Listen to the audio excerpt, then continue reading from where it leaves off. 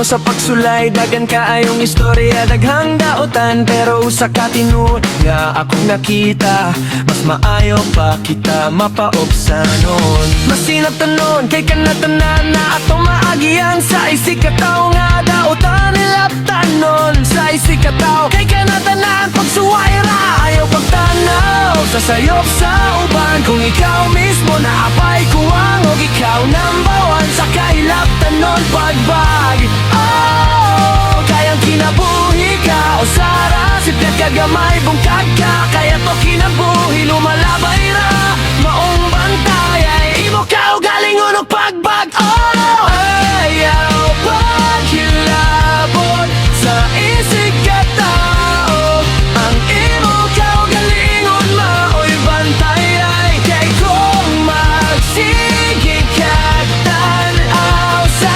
lain, imong kalang malimot sa imong kaugalingon nga dala.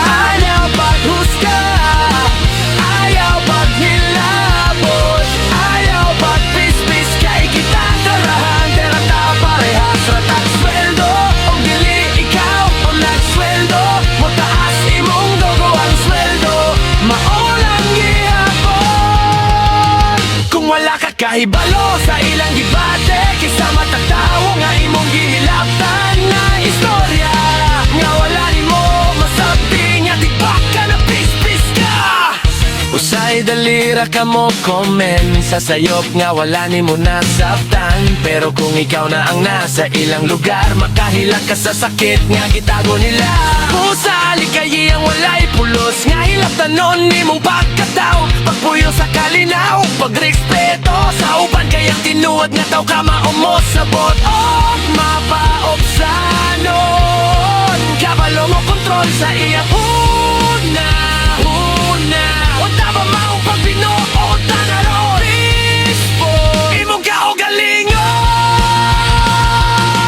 Ayaw paghilabot sa isig ka tao, ang imong kaugalingon maoy pantay ay kay kung magsige kag tanaw sa lain, imong kalag malimot sa imong kaugalingon nga dala. Ayaw paghusga, ayaw paghilabot, kung wala ka kahibalo sa ilang gibate, kaysa matagtawo nga imong makita na istorya nga wala nimo masabi.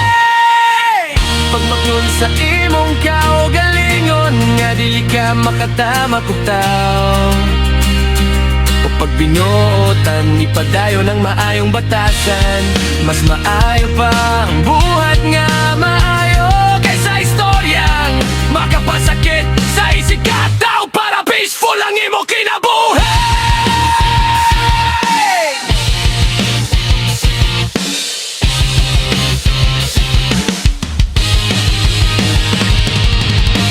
Bantay ang imong kaugalingon, kay di ra magsugod ang kaayuhan, kung ang tanan magtinabangay,